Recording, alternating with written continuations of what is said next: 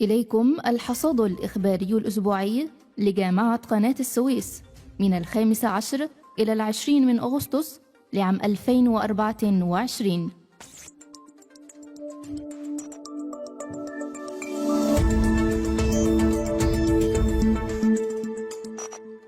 كلية الهندسة جامعة قناة السويس تحصد جائزة أفضل روح فريق والمركز الثالث في مسابقة رالي السيارات الكهربائية بمهرجان العالمين لعام 2024.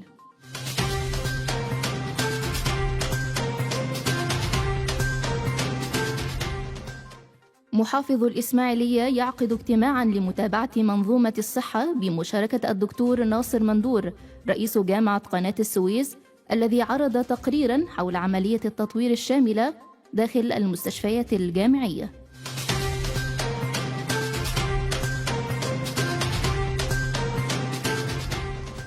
للمرة الأولى جامعة قناة السويس من أفضل 1000 جامعة على مستوى العالم في تصنيف شنغهاي لعام 2024، والرابعة محلياً في معدلات النشر في المجالات العالمية ساينس ونيتشر.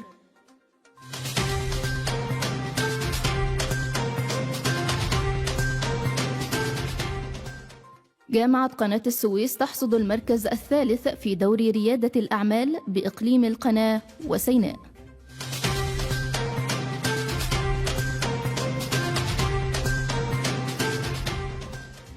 جامعة القناة تدعم طلاب التعليم قبل الجامعي للمشاركة في المسابقة الوطنية للمشروعات الخضراء الذكية.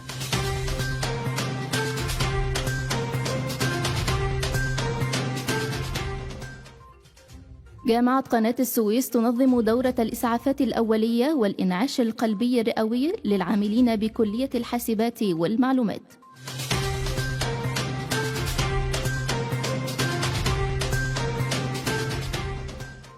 طلاب الهندسة الزراعية يساهمون في تشجير الكلية خلال برنامج التدريب الصيفي.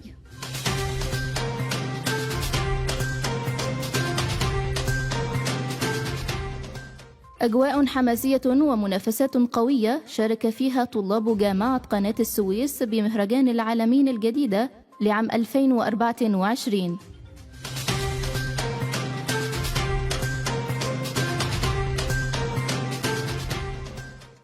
حفل تخريج الدفعة السابعة لبرنامج السلامة الغذائية بكلية الزراعة جامعة قناة السويس.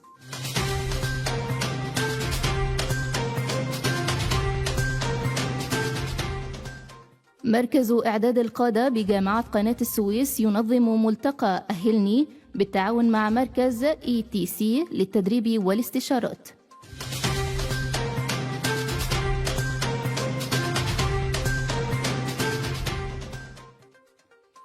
أغسطس الجاري فتح باب التقديم لبرنامج الماجستير المهني في إدارة المستشفيات جامعة قناة السويس.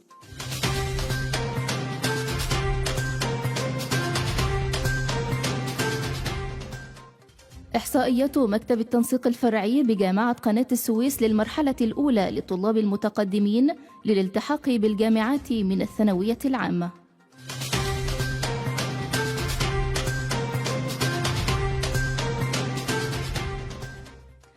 دورة في الانفوجرافيك لتعزيز المهارات التقنية بجامعة قناة السويس.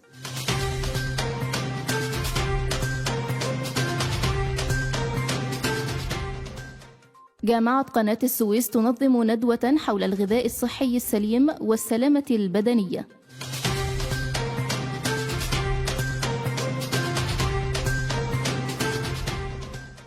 جامعة قناة السويس تنظم ورشة عمل حول استراتيجيات التعلم الحديثة لمعلمي اللغة الإنجليزية.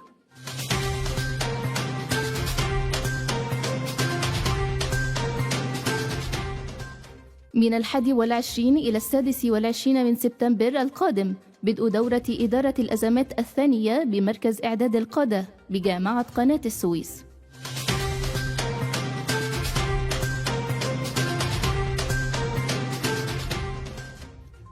تقرير شامل حول فعاليات الأسبوع الثاني من التدريب الصيفي لطلاب الزراعة بجامعة قناة السويس.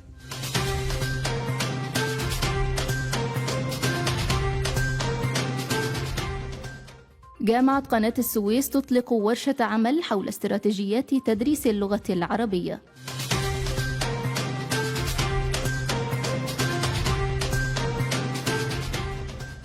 فتح باب التسجيل لدورة الاستراتيجية والأمن القومي رقم 6 بمركز إعداد القادة بجامعة قناة السويس.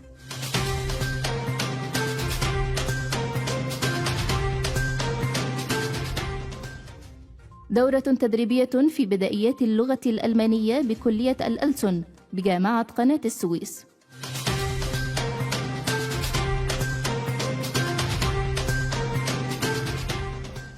إقبال ملحوظ في مكتب التنسيق الفرعي بجامعة قناة السويس، حيث تم استقبال 247 طالباً وطالبة باليوم الأول للمرحلة الثانية.